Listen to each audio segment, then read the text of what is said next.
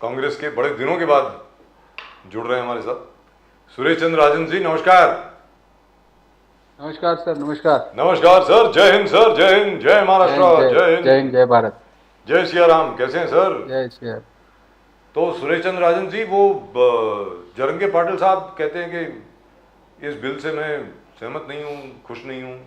सभी पार्टियों ने उसका समर्थन किया, मतलब यूनानिमसली पास हुआ, सबकी सर्वसम्मति से, सर्वसहमति से ये बिल पास किया गया मराठा आरक्षण का, असेंबली और काउंसिल दोनों में। फिर भी जरंगे पाटिल साहब जो हैं वो नाराज हैं। अब आप ये बताएं कि एक तो उनकी नाराजगी का कारण क्या हो सकता है, और दूसरा इस मराठा आरक्षण बिल से क्या प्रभाव पड़ेगा पूरे महाराष्ट्र के समाज पर, ओबीसीज पर, शेड्यूल ट्राइब्स पर, और क्या ये सब लोग अब भारतीय जनता पार्टी, एकनाथ शिंदे सेना और अजीत दादा पवार की जो एनसीपी है, क्या उनके समर्थन में जाएंगे? सुरेश चंद्र राजन जी। राजू जी, आपने बहुत ही अच्छा सवाल पूछा है कि मराठा आरक्षण का ये जो बिल विधानसभा में कल पास हुआ, और आपको मालूम होगा कि ये इस तरह का ये बिल जो है ना, ये पहली बार पास नहीं हुआ है। इससे पहले कांग्रेस की जब सरकार हुआ करती थी, उस वक्त फर्स्ट टाइम ये बिल पास हुआ था। उसके बाद देवेंद्र फडणवीस के नेतृत्व में भी इस तरह का बिल पास किया गया था, और तीसरी बार वही बिल को कल पास करने का काम किया है। लेकिन असल में मुद्दा ये है कि ये जो 10% का एडिशनल आरक्षण दिया है मराठा समाज को, ये रिजर्वेशन सुप्रीम कोर्ट में टिकना चाहिए। और आपको मालूम होगा कि आज महाराष्ट्र के जो आरक्षण की जो परसेंटेज है वो 50% के ऊपर चली गई है। और कई राज्यों ने इस तरह के जो निर्णय लिए थे, उस निर्णय के ऊपर सुप्रीम कोर्ट ने ऐसा कहा था कि स्टेट को इस तरह से एडिशनल आरक्षण देने का अधिकार नहीं है। और इसके कारण कर्नाटक हो, पंजाब हो, तेलंगाना हो, आंध्र प्रदेश हो, एक कैसे पंजाब है, सारे राज्यों के जो एडिशनल आरक्षण का जो 50% के ऊपर की जो कैप गई थी, उसको सुप्रीम कोर्ट में स्टे दिया गया है, और उसके ऊपर आज सुनवाई चल रही है। और जरंगे पाटिल ने जो भूमिका ली है, क्योंकि जरंगे पाटिल जानते हैं कि इससे पहले भी इस तरह के बिल पास हुए थे जिसका इम्प्लीमेंटेशन नहीं हो पाया था, जिसके कारण मराठा समाज को रिजर्वेशन के बेनिफिट नहीं मिले थे। और आज इलेक्शन कॉर्नर पे है, इलेक्शन का कभी भी डेट डिक्लेयर हो सकती है, और ऐसे सिचुएशन में मराठा समाज का जो वोट बैंक है उसके ऊपर नजर रखकर ये शिंदे, फडणवीस और अजीत पवार सरकार ने निर्णय लिया है। तो मुझे ऐसे लगता है कि इसके कारण ना मराठा समाज का वो जो बेनिफिट लेना चाहते हैं, वो बिल्कुल उनको बेनिफिट नहीं मिलेगा। और जरंगे पाटिल की जो भूमिका है, यही महाराष्ट्र के सभी लोगों की भूमिका है कि ये रिजर्वेशन सुप्रीम कोर्ट में टिकना चाहिए। इसके लिए केंद्र सरकार को एक विशेष अधिवेशन लेकर वहाँ पे ये 50% का क्या हटाने के लिए वहाँ पे एक कानून बनाना चाहिए, और जिसके कारण ये सारे लोगों को बेनिफिट मिल सके। लेकिन सुरेश चंद्र राजन जी, उसमें तकलीफ ये है, केंद्र के जितने भी लोग हैं और बाकी कानूनी विशेषज्ञ जो है जिनसे हमारी बात हुई है, उसमें तकलीफ ये एक आती है। वो तकलीफ क्या आती है कि अगर कानून अगर पास होगा, यानी संशोधन 102nd अमेंडमेंट में एक और अमेंडमेंट अगर आएगा, 102nd अमेंडमेंट की वजह से 50% कैप है इस वक्त, उसमें अगर एक और अमेंडमेंट आएगा, यानी एक और संशोधन आएगा, तो वो पूरे हिंदुस्तान पे लागू होगा, स्पेसिफिकली महाराष्ट्र के लिए तो पास नहीं होगा। इसका मतलब ये हुआ कि बाकी जगह पर, तमिलनाडु में, केरल में, कर्नाटक में, हर जगह पर रिजर्वेशन की जो परसेंटेज है वो बढ़ जाएगी। इसकी वजह से शायद केंद्र सरकार जरा हिचकिचाती है ऐसे संशोधन को लाने के लिए, मुझे ऐसा लगता है। आप बताएं राजन जी। राजू जी, मुझे एक बात बताइए, अगर केंद्र सरकार को इस बात से हिचकिचाती है, तो केंद्र सरकार में जिस पार्टी की सरकार है उसी पार्टी की सरकार महाराष्ट्र में है। अगर उनको उनकी नीयत साफ नहीं थी, उनको इस बात से संकोच था, तो आज स्टेट की सरकार ने इस तरह का रेजुलेशन क्यों पास किया? उनको, मुझे तो ऐसे लगता है कि इससे पहले ही भारतीय जनता पार्टी ने आज मराठा आरक्षण के लिए महाराष्ट्र सरकार ने विशेष अधिवेशन लिया एक दिन का, और उस अधिवेशन में रेजुलेशन पास किया। इसी तरह से कांग्रेस पार्टी की शुरू से भूमिका है, और कांग्रेस पार्टी बार बार केंद्र सरकार से मांग करती है कि आप लोगों को उनके लोक संख्या के आधार पर रिजर्वेशन दीजिए। इसके लिए आप केंद्र सरकार वहाँ पे एक स्पेशल सत्र का आयोजन किया जाए, एक सत्र का वहाँ पे एक सत्र को वहाँ पे आप आयोजित करके उस सेशन में, उस अधिवेशन में केंद्र सरकार ये रेजोल्यूशन पास करे। तो ये स्टेट असेंबली का क्या मतलब हुआ? तो इसका क्या मतलब हुआ? ये क्या क्या है? ये लॉलीपॉप है क्या है ये? अरे सर, मैं तो आपको बोला ये यहाँ पे लोकसभा की इलेक्शन कॉर्नर पे है और इनको मालूम है जिस तरह से इन्होंने केंद्रीय तपास यंत्रणा का डर लगाकर विपक्ष पार्टी को तोड़ने का काम किया है। इसके कारण इनकी महाराष्ट्र में जनमानस के दिलों में इनकी छवि अच्छी नहीं है सर। लोग इनके खिलाफ है और इनको दे रियलाइज कि ये सारा सिचुएशन उनके खिलाफ जाने वाला है। तो मराठा, देखिए साहब, प्रदीप जी कुछ पूछना चाह रहे हैं। सॉरी प्रदीप जी, ये सवाल मैं पूछ रहा हूँ बिकॉज इट कंटिन्यूस। तो आप जो बात कर रहे हैं सुरेश चंद्र राजन जी, जो प्रदीप जी बात कर रहे हैं, जो मैं बात कर रहा हूं, जो जरंगे पाटिल जी बात कर रहे हैं, जो छगन भुजबल जी बात कर रहे हैं, अरे वो सरकार को मालूम नहीं है क्या? सरकार को मालूम है ना कि कानूनन ये बिल बैठेगा नहीं। हर एक को पता है कि असेंबली के पास राइट नहीं है 10% बढ़ाने का, 50% के ऊपर और 10% बढ़ाने का हक जो है वो सिर्फ केंद्र सरकार के पास है। फिर भी ये ऐसा क्यों कर रहे हैं सर? ये बताएं। मतलब इससे तो मुझे लगता है कि इसका राजनीतिक फायदा तो आपको होगा। सर मैं आपको एक बात बताता हूं सर, एक बात बताता हूं। 2014 में इस देश के प्रधानमंत्री उस वक्त सत्ता में आने के पहले उन्होंने इस देश के नागरिकों को बोला था कि मैं काला धन लेके आऊंगा और सबके खाते में 15 लाख रुपए डालूंगा। ये मुद्दा जो है ना, ये हाईली इम्पॉसिबल था वो। और उन्होंने उसके बाद जब सरकार बनी तो इसके नेताओं ने, विशेष करके अमित शाह हो और ऐसे कद्दावर नेताओं ने पब्लिक को बोला गया कि ये ऐसा कभी होता नहीं है, ये तो एक जुमला था। तो ये मराठा आरक्षण का जो ये बिल पास किया गया है, ये भी एक इसी तरह से पॉलिटिकल जुमला है और इनको ऐसा लगा। सुरेश चंद्र जी, कल जो एक बहुत खूबसूरत ट्वीट एकनाथ शिंदे जी ने किया था, बहुत खूबसूरत ट्वीट, इसको पढ़ के सुनाता हूं बहुत। और जो जबरदस्त जो जल्लोष और सेलिब्रेशन चल रहा था, उनका ट्वीट ऐसा था कि एक मराठा लाख मराठा, शिवबाच्या तील ते ढाल मराठा, बलिराजांच्या शान मराठा, आरक्षणाचा लाभ मराठा।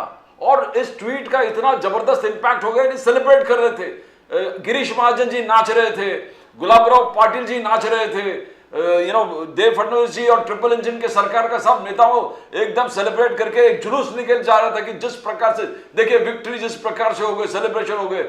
मेरा यह कहना है कि हर मंत्री रोज के रोज इनके संपर्क में थे। जहां भी जरांगे पाटिल बैठता था, रोज सवेरे 3-4 मंत्री जाके उनके पास बैठते थे, समन्वय करते थे, ड्राफ्ट अप्रूव करते थे कि मैं हम लोग ये ड्राफ्ट बना रहे हैं, आप देखिए, ड्राफ्ट उनको पढ़ाते थे। तो क्या जरांगे पाटिल जी को ये नहीं मालूम था कि आज असेंबली में क्या होने वाला है? उनको तो सब मालूम था। जरांगे पाटिल जी को मालूम था। इनका समन्वय इस प्रकार से था सुरेश चंद्र जी की भुजबल साहब ने आलोचना किया कि आप एक काम करो, ये 3-4 मंत्रियों का बंगला जरांगे पाटिल जी के घर के बगल में बना दो ताकि रोज लोग जाके समन्वय करें। वहां पर एक मजाक बन गया था। अब रेजोल्यूशन पास हो गए, मगर थोड़ा आपका भी गलती है, आप लोग ने कोई विरोध नहीं किया। कांग्रेस ने असेंबली में कोई विरोध नहीं किया, ना परिषद में भी किया, ना यहां पर कर दिया। मगर यहां पर क्या हो गया था आपको लगता है? रोज समन्वय के बाद भी अब जरांगे पाटिल बोल रहे कि नहीं, 24 तारीख को रास्ता रोको है, पूरे महाराष्ट्र के हर रास्ता को हम रोकेंगे। शुरुआत है, आगे जाके गाड़ी जब्त करेंगे जो भी नेता हमारे गांव में आ रहे। जो आप पहले बोल रहे थे कि भय है कि हमारा गाड़ी जब्त करेंगे, ये लेके जाएंगे जो मराठा, तो आज वो खुल के बोल रहे कि गाड़ी जब्त करेंगे, रास्ता रोकेंगे। क्या चल रहा है सुरेश चंद्र जी? आपको क्या लग रहा है, क्या चल रहा है? प्रदीप जी, आपने एकनाथ शिंदे जी का जो ट्वीट यहाँ पे पढ़ के दिखाया ना, उन्होंने मराठा समाज के लिए जो विशेषणों का वो उपयोग किया है, बिल्कुल सही किया है। और बाद में वो आखिरी लाइन में कहते हैं कि ये जल्लोष करने का टाइम है। तो देखो, इनकी नीयत और नीति बिल्कुल साफ है। जब भी ये समाज का विभाजन होने का समय आता है, समाज में सांप्रदायिक मुद्दों को लेकर एक दूरी निर्माण होती है, तो इस तरह से सेलिब्रेट करते हैं। और एकनाथ शिंदे जी एक ऐसे पार्टी के साथ जुड़े हुए हैं जो बिल्किस बानो के हत्यारों को जब बाइज्जत रिहा करने का ऑर्डर किया जाता है तो उसके बाद ये भारतीय जनता पार्टी के लोग मिठाई बांटते हैं, जल्लोष साजरा करते हैं, और ऐसे पार्टी के साथ रहने के बाद एकनाथ शिंदे जी का भी यही हाल होने वाला है। तो मुझे ऐसे लगता है। और रही बात जरंगे पाटिल की जो भूमिका है, जरंगे पाटिल को मालूम है कि ये सरकार विश्वास उनके ऊपर रखने जैसा सरकार नहीं है। ये सरकार ने इससे पहले भी जरंगे पाटिल के साथ कई बार उनके शिष्टमंडल में जाके मिला, उनको डिस्कस किया, उनको कुछ कमिट किया, लेकिन जब वो डिसीजन लेते थे तो उस अलग तरह का डिसीजन लेते थे। और यही कारण है कि जरंगे पाटिल कल विधान भवन में इस तरह का रेजुलेशन पास होने के बाद भी, एक सम्मति के साथ ये ठराव पास होने के बाद भी, जरांगे पाटिल को एकनाथ शिंदे, देवेंद्र फडणवीस, अजित पवार के ऊपर बिल्कुल भरोसा नहीं है। इसलिए वो बोलते हैं जब तक इसके अमल बजावनी नहीं होती है, जब तक इस कानून का इम्प्लीमेंटेशन होता नहीं है, एक्चुअल में मराठा समाज को रिजर्वेशन के बेनिफिट मिलते नहीं है, तब तक मेरा आंदोलन करने का जो भूमिका है वो स्पष्ट होगा। और कांग्रेस पार्टी ने सर विरोध, आप बोल रहे हैं कि इसका विरोध नहीं किया, कांग्रेस पार्टी की सुनिश्चित भूमिका है कि मराठा समाज को आरक्षण मिलना चाहिए। मराठा समाज के साथ साथ जिन जिन समाज को आज समाज की मुख्य धारा में आने का मौका नहीं मिलता है, ऐसे सारे वंचित उपेक्षित समाज को रिजर्वेशन का बेनिफिट मिलना चाहिए। लेकिन जो सरकार रिजर्वेशन देगी वो रिजर्वेशन सुप्रीम कोर्ट में टिकना चाहिए और एक कंस्ट्रक्टिव रिजर्वेशन मिलना चाहिए। बट ये हमारी भूमिका है। राजन साहब देखिए, सुनिए, बात यह है कि भुजबल साहब ने जो parliament face of the assembly, of the floor of the assembly आवाज उठाए, बोले कानून व्यवस्था, द रूल ऑफ लॉ सरकार को इंप्लीमेंट करना पड़ेगा। बोले ये क्या रोज रोज धमकी दे रहे हैं, रोज रोज जो एग्रेसिवली बात कर रहे हैं, जरंगे पाटिल हो, उनके साथ जुड़े हुए सब लोग हो, जिस प्रकार से भय का वातावरण तय कर रहे हैं, जो भुजबल साहब on the floor of the house उन्होंने जो बोला वो सच होके आ रहा है। क्या सरकार के पास इंटेलिजेंस रिपोर्ट नहीं है कि जरंगे पाटिल जी के साथ कौन कौन लोग साथ में हैं, और जिस एग्रेसिव स्टेटमेंट्स का वो बयान रोज रोज करते रह रहे भुजबल साहब, तो सरकार ने बहुत हल्के में लेके बोला कि आपको हम सिक्योरिटी देंगे। भुजबल साहब कहना कि हमारा सिक्योरिटी का प्रॉब्लम, मैं अपना सिक्योरिटी खुद कर सकता हूं, मगर जो वातावरण महाराष्ट्र में बन रहे हैं, जैसे आज उन्होंने क्लियर कट का रास्ता रोको, हम सब रास्ता रोक देंगे पूरे महाराष्ट्र के, गाड़ी जब्त करेंगे, ये रूल ऑफ लॉ की बात है। सरकार, कानून व्यवस्था, ये नाम की कोई चीज है। भुजबल तो आपको नहीं लग रहा भुजबल साहब ने जो टॉपिक उठाया वो सही टॉपिक था कि कानून, रूल ऑफ लॉ को इंप्लीमेंट कीजिए आप। सर प्रदीप जी, जब ये रूल ऑफ लॉ की बात करते हैं या इस राज्य में कायदा और सुव्यवस्था की बात करते हैं, तो मुझे ऐसे लगता है जरंगे पाटिल को ब्लेम करने की जगह इस सरकार के जो मंत्री है उनको ये रूल सिखाने की जरूरत है। कायदा सुव्यवस्था का असल में जो मुद्दा बनाया है इनके मंत्रियों ने बनाया है। छगन भुजबल इस राज्य के मंत्री है, उनको पहले इस राज्य की कायदा और सुव्यवस्था बनी रहनी चाहिए, वो उसका उनको दिमाग में होना चाहिए, उतना उनको समझ होनी चाहिए कि हम एक राज्य के मंत्री हैं और हम उनकी भूमिका मतलब इस सरकार की भूमिका है। उसके साथ साथ आज इस शिंदे फडणवीस सरकार के कई सारे मंत्री हैं जो इनके एमएलएज है, पुलिस स्टेशन में गोलीबारी कर रहे हैं, कई नगर सेवकों को गोलियां मार के उनका हत्या कर दी जा रही है, इनके कई सारे नेता एक दूसरे के गाली गलौज कर रहे हैं। आप नीलेश राणे हो, नारायण राणे हो या अतुल भातखलकर हो, ऐसे कई सारे नेताओं के स्टेटमेंट देखिए सर, और वो स्टेटमेंट देखने के बाद आपको लगता है कि ये सरकार को इस तरह से जो संवैधानिक जो अधिकार है उस अधिकार का उपयोग करके अगर जरांगे पाटिल और उनकी सकल मराठा समाज अगर आंदोलन कर रहा है, तो आंदोलन करते समय अगर वो इस तरह के बयान भी करते हैं तो उनका एक्सप्रेशन है, वो इस शिंदे फडणवीस सरकार ने उनको जो बार बार फंसाया है उसका वो एक फ्रस्ट्रेशन है। लेकिन ये सरकार को मैं आपके टीवी चैनल के माध्यम से पूछना चाहता हूं कि भाई आप सरकार हो, आप ही पुलिस स्टेशन में गोलीबारी करोगे, गाली गलौज करोगे, एक दूसरे को जान से मारने की बातें करते, तो इसका मतलब आपको इस कायदा सुव्यवस्था को बनाए रखने का नैतिक जिम्मेदारी है। अगर आप ये नहीं कर सकते हैं तो शिंदे फडणवीस सरकार को सरकार में बने रहने का कोई नैतिक अधिकार नहीं है सर। सुरेश चंद्र राजन जी, दूसरा सवाल जो सामने आ रहा है अभी, इसके साथ रिलेटेड नहीं है, इसके साथ इसका कोई संबंध नहीं है। इसके पहले भी बात हुई थी हमारी, प्रदीप जी और मेरी, और हमारे साथ वो भारतीय जनता पार्टी के प्रवक्ता थे, उनसे भी हम लोगों ने पूछा था। अब आपसे पूछ रहा हूँ सर, बहुत बड़ा रूमर चल रहा है आज की तारीख में, बहुत ये बात आग की तरह फैल रही है हर जगह पे, पूरे महाराष्ट्र में नहीं पूरे हिंदुस्तान में, कि शरद पवार साहब शायद कांग्रेस में वापस आ रहे हैं। ऐसा कुछ है क्या? नहीं सर, हमारे पास कोई ऐसा इंफॉर्मेशन नहीं है सर। लेकिन और हम जो भी बहुत बातें बड़ी सुनते चीज हो हैं, जाएगी सर, अगर अगर शरद पवार जी कांग्रेस में आ जाते हैं तो बहुत बहुत बड़ी चीज हो जाती है, मतलब सोचने लायक है, मुझे ऐसा लगता है। हाँ देखो सर, ये सब ना, हम भी आपके मीडिया के माध्यम से ये सारी बातें सुनते हैं, लेकिन देखो, मोदी सरकार का जो 10 साल का जो विनाश काल का जो सत्र चल रहा है ना, उसके खिलाफ लड़ने के लिए जो जो पार्टियां हैं, जो जो विपक्ष है, एक साथ मिलकर लड़ने के लिए तैयार है, या कांग्रेस में अगर उनकी पार्टियों को विलीन भी करना चाहती है तो पार्टी ऑलवेज वेलकम करेगी सर। और शरद पवार साहब तो बहुत बड़े नेता है, कद्दावर नेता है, राष्ट्रीय नेता है, अगर वो कांग्रेस में आते हैं तो उसका स्वागत किया जाएगा सर।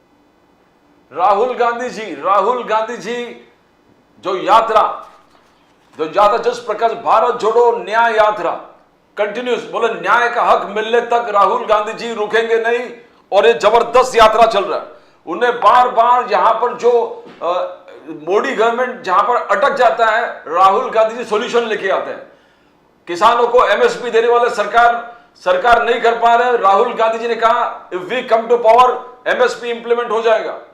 नंबर 2, जाति जनगणना हम करेंगे। ये सब इश्यूज इसी के लिए है कि जाति, जरंगे पाटिल जी बोल रहे हैं हमारा 50% है, छगन भुजबल बोल रहे हैं हमारा 50 से 60% है पॉपुलेशन, तो इसका सॉल्व कैसे करेंगे? राहुल गांधी जी कह रहे जाति जनगणना हम करेंगे। जो वुमन के अन्याय, जो महिलाओं के खिलाफ अन्याय जो हो रहा है, उसमें राहुल गांधी जी और आगे जाके 50% कैप जो है, जो रिजर्वेशन का कैप है, राहुल गांधी जी कह रहे हैं कि we will come to power, we will increase cap, जो कैप रखा है 50% वो भी। तो राहुल गांधी जी सॉल्यूशंस दे रहे हैं, बट बीजेपी का कहना है कि 53 से 272 पहुंचने के लिए बहुत बहुत वक्त लगेगा, ये होगा ही नहीं, सिर्फ ऐसे ही वादे कर रहे हैं, कुछ बिना मतलब के वादे कर रहे हैं राहुल गांधी जी। इस पर क्या आपका व्यूज क्या है सुरेश चंद्र जी? सर आपको एक बात बताता हूं सर। जब राजीव गांधी इस देश के प्रधानमंत्री हुआ करते थे, उस वक्त राजीव जी के पास 425 एमपी हुआ करते थे। उस वक्त भारतीय जनता पार्टी के 2 मेंबर हुआ करते थे पार्लियामेंट के। भारतीय जनता पार्टी ऐसी विचारधारा लेके चलती है कि कांग्रेस मुक्त भारत, लेकिन राजीव जी ने या उस वक्त की कांग्रेस ने कभी भी 2 पार्लियामेंट मेंबर होने वाले भारतीय जनता पार्टी मुक्त भारत की बात कभी की नहीं थी सर। और राहुल गांधी जी तो बार बार यही कहते हैं कि आज इस देश का युवा हो, बेरोजगारी हो, महिला असुरक्षित है, युवा बेरोजगार है, यहाँ पे कई सारे ऐसे पिछड़े जाति है जो समाज के मुख्य धारा में आने के लिए संघर्ष कर रही, झुंझ रही है। इसलिए राहुल गांधी जी तो बार बार कहते हैं कि आप जाति न्याय जनगणना करो, उसके कारण लोगों की एग्जैक्टली फिगर आपके पास आ जाएगी, और उस जाति न्याय जनसंख्या के आधार पर, लोक संख्या के आधार पर आपको पॉलिसी बनाने में आसानी हो जाएगी। और इससे क्या फर्क पड़ता है सर? बिहार ने जाति न्याय जनगणना शुरू किया, छत्तीसगढ़ कर रहा है, कांग्रेस की जहां सरकार है वहां पे उस तरह के निर्णय लिए गए हैं, और भारतीय जनता पार्टी की ये जो केंद्र में सरकार है वो जाति न्याय जनगणना नहीं करना चाहती। बेसिकली बीजेपी और मोदी सरकार तो इस आरक्षण को ही खत्म करना चाहते हैं।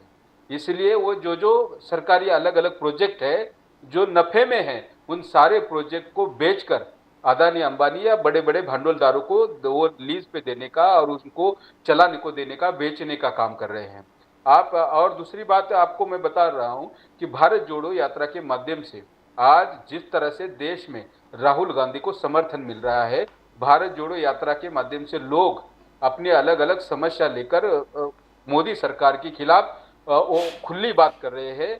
इन सारे चीजों से लेकर नरेंद्र मोदी और उनकी सरकार डरी हुई है, और यही कारण है कि आज वो कांग्रेस पार्टी का मनोबल डाउन करने के लिए इस तरह की बातें करते हैं। लेकिन उनको एक याद रखना होगा कि कभी कभार उनके 2 पार्लियामेंट मेंबर हुआ करते थे, उस वक्त उन्होंने कभी नहीं सोचा होगा कि भारतीय जनता पार्टी की सरकार आएगी, लेकिन आई तो बदल हमेशा होता रहेगा। बट कैसे होगा सुरेश चंद्र जी, कैसे होगा? यही मोदी जी के गारंटी वर्सेस राहुल गांधी जी के गारंटी आपको सुनाई दे रहे? मोदी जी, अब मोदी जी का कहना है, बीजेपी का कहना है मोदी गारंटी वर्सेस राहुल गांधी जी, राहुल गारंटी। मोदी जी गरीबों को, किसान को, गारंटी के माध्यम से लोन नहीं दे रहा था, मोदी जी आके गारंटी दिए किसानों को, पीएम किसान सम्मान 6,000 से 12,000। ओबीसी समाज को पैसा नहीं मिल रहा था बिजनेस के लिए, मोदी जी खड़े हो गए, गारंटी, मोदी गारंटी। मुद्रा लोन के माध्यम से ओबीसी समाज को मुद्रा लोन मिलने लगा। आगे जाके जो अपने विश्वकर्मा समाज है, जो अपने शिल्पकार वगैरह है, उनको कोई गारंटी के लिए खड़ा नहीं हो रहा था। मोदी जी आए, बोले कि मैं खड़ा, मेरा गारंटी है।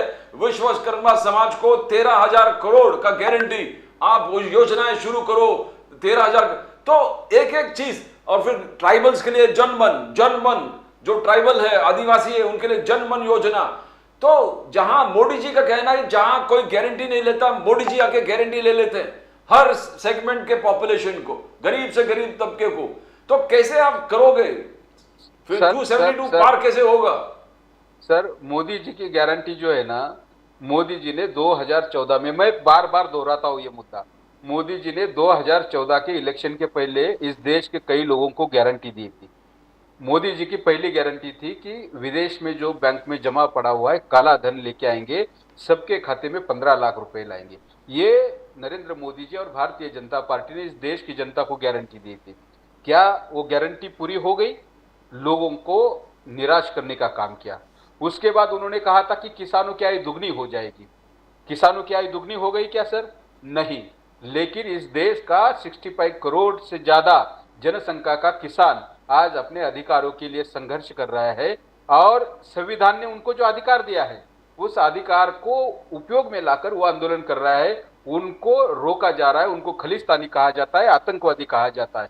मतलब किसानों की आय दुगनी करने की उनकी जो दूसरी गारंटी वो थी, वो भी फेल हो गई है। उन्होंने इस देश के युवाओं को साल में 2 करोड़ रोजगार देने का गारंटी दिया था।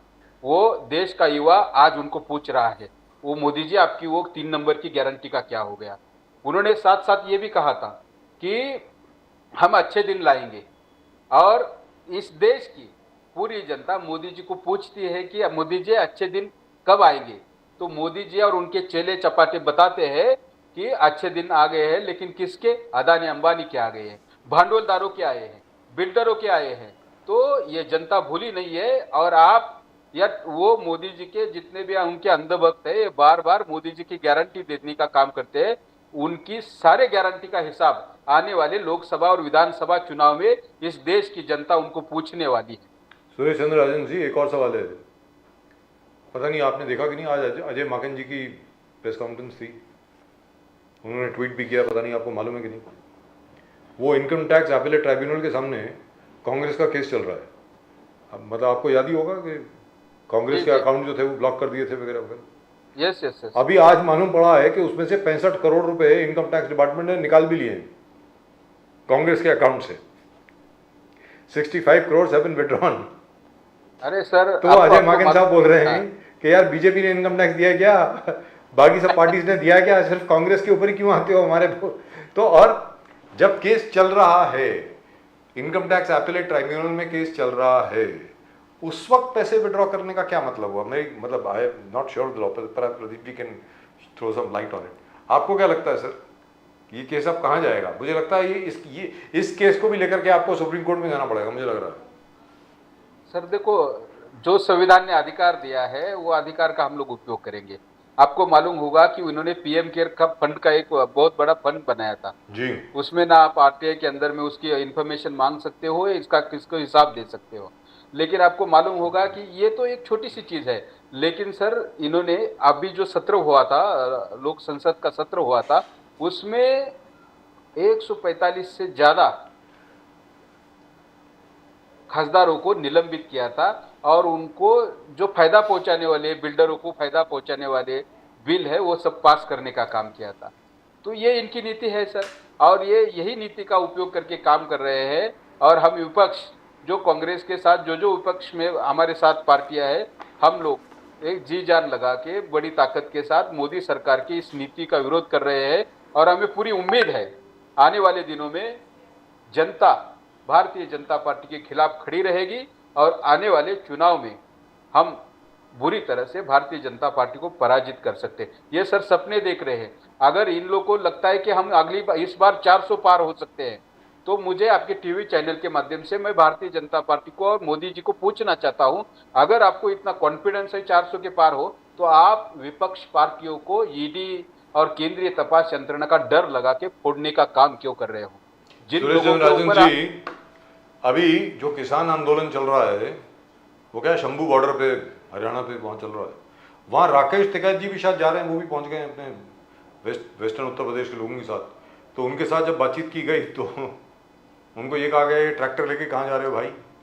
अब वहाँ सामने तो इतने इतने बड़े कील ठोक रखे हैं, उसमें क्या है, उसमें सड़क के ऊपर और बैरियर बना रखे हैं। तो राकेश टिकैत जी ने बोला कि अगर ये कील यहाँ ठोक सकते हैं तो हम भी गांव में कील ठोकेंगे ना, अभी चुनाव के लिए तो इनको आना पड़ेगा, तो हम भी उनकी गांव में एंट्री बैन कर देंगे। तो इस विषय में आपको क्या लगता है कि देखिए साहब, एक तरफ वो किसानों का आंदोलन, एक तरफ ये मराठा आंदोलन, कहीं और कुछ और आंदोलन, तीसरी चीज वो क्या है, वो what is that place, Sandeshkhali, yes in West Bengal. West Bengal. अब वो बार बार ये कहा जा रहा है राहुल गांधी से, भाई वहां पर क्यों नहीं गए, इस तरफ क्यों नहीं गए। सो इन 2-3 चीजों के बारे में कांग्रेस का क्या सोचना है, जरा हमें बताएं प्लीज। सर, आपने देखा होगा ये जो राजेश टिकैत जी की जो भूमिका है ना, जी इस तरह की भूमिका हर एक राज्यों में और हर एक वर्ग में है। जिस तरह से आपने महाराष्ट्र में देखा होगा, अभी महाराष्ट्र में मनोज जरांगे पाटिल के नेतृत्व में जो मराठा आरक्षण का आंदोलन हुआ, उस आंदोलन में आपने देखा होगा इन्होंने गांव बंदी की थी सारे पॉलिटिकल नेताओं के लिए, और ये उस कारण स्टेट की पॉलिटिक्स के जो सारे नेता है ना, डर पैदा हुआ था। और उनको मालूम है जब इस तरह से कोई कम्युनिटी या कोई समाज इस तरह की भूमिका लेता है तो इनका राजनीतिक करियर उद्ध्वस्त हो जाएगा, इसलिए ये इस तरह की भूमिका लेंगे सर। और इस तरह का रिएक्शन गांव गांव में हर राज्य में आएगा। और इन्होंने किसानों को बहुत परेशान करने का काम किया है सर। इससे पहले भी आंदोलन हुआ था, उसमें 700 से ज्यादा किसानों ने अपनी जानें गंवाई थी सर। ये देश भूला नहीं है सर। और यही केंद्र सरकार के कई नेताओं ने, आपको मालूम होगा केंद्रीय मंत्री जो आशीष मिश्रा है, उसके बेटे ने तो गाड़ी के नीचे किसानों को कुचलने का पाप किया था सर। जो मंत्री आज तक केंद्र सरकार में मंत्री बना हुआ है सर।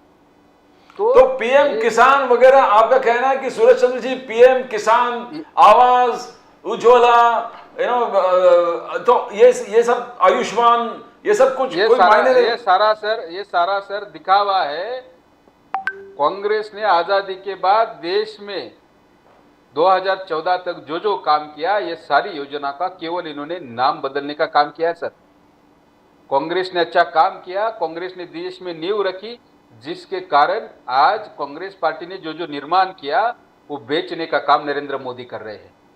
तो ये इस तरह से नाम बदलने से या प्रकल्पों के अलग अलग उद्घाटन करने से उनको लोग चुनाव में मत नहीं करने वाले हैं सर। ये तो लुटेरे हैं जो आम आदमी का पैसा, जनता का पैसा लूटकर बड़े बड़े उद्योगपति को खिसे भरने का काम कर रहे हैं सर। चलिए सुरेश चंद्र राजन जी, इन आपको लुटेरों बधाई। को ना आने वाले दिनों में जनता माफ नहीं करेगी सर। आपको बधाई। सुप्रीम कोर्ट के 3 ऑर्डर जो हैं, एक तो जैसे प्रदीप जी ने कहा, एक तो बिल्किस बानो केस में, नंबर 2 इलेक्टोरल बॉन्ड्स वाले केस में, नंबर 3 चंडीगढ़ मेयर इलेक्शंस में। और पहली बार ऐसा हुआ है कि ये बात मैंने कल भी बोली थी, आज फिर दोबारा बोल रहा हूं, इंडिया अलायंस अपना पहला चुनाव जीत चुकी है। जी सर। मेयर का जो चुनाव था वो इंडिया अलायंस के तहत लड़ा गया, और आप लोगों को बधाई। आम आदमी पार्टी और कांग्रेस का जो अलायंस हुआ, जिसकी वजह से आप लोग जीत गए। अब ये बात हो रही है कि आम आदमी पार्टी और कांग्रेस के अंदर भी कुछ समझौता हो रहा है, और यूपी में तो हो चुका है, 17 सीटों पर कांग्रेस लड़ रही है, बाकी सीटों पर समाजवादी पार्टी लड़ेगी। उसके लिए भी आपको बधाई।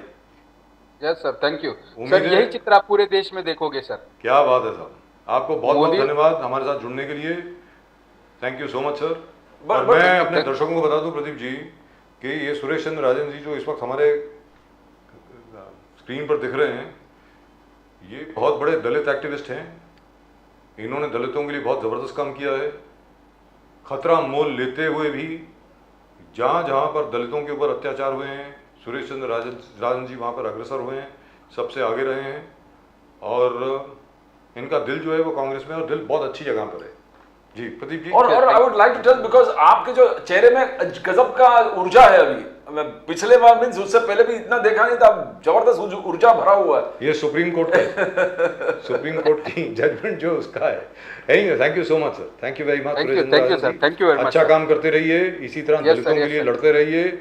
और सबसे बड़ी बात है, गांव खेड़े में ये शख्स है जिसने आंदोलन चलाए, दलितों के लिए लड़े, दलितों के हकों के लिए आज तक लड़ रहे हैं और एसआरए के लिए लड़ रहे हैं अभी। जबरदस्त। Thank you so sir much sir. SRA के माध्यम से आज मुंबई में ना अलग अलग जो सरकारी जमीन है उसके ऊपर जो लोग रहते हैं उनको ना बेघर करने का काम महानगर पालिका कर रही है। प्रदीप जी से मैंने पिछले 4 दिन पहले मेरी बात भी हुई थी कि इस मुद्दे को लेकर हमें आवाज उठाना चाहिए। उठाएंगे सर, लोग सर आपके 25 साथ साल से चलेंगे वहाँ पे इसमें, इसमें हम आपके साथ हैं बिल्कुल। सिर्फ 2 पार्टियां हैं आज की तारीख में जो ये काम कर रही हैं। एक तो आप हैं, कांग्रेस पार्टी हो गई, लेकिन आम आदमी पार्टी भी इसमें बहुत अच्छा काम कर रही है, मानना यस पड़ेगा। Sir, yes sir, yes sir. जबरदस्त काम कर रही है, स्लम में, झोपड़पट्टी में, लोगों के साथ, लोगों को सुविधाएं देने में और बिल्डर्स के खिलाफ लड़ने में जबरदस्त काम हो रहा है। तो मुझे उम्मीद है कि इस बार इलेक्शन में जो भी जीत के आएगा वो असल में गरीबों के लिए कुछ काम करेगा। नमस्कार सर, नमस्कार, जय हिंद, जय हिंद। थैंक यू सर, जय हिंद।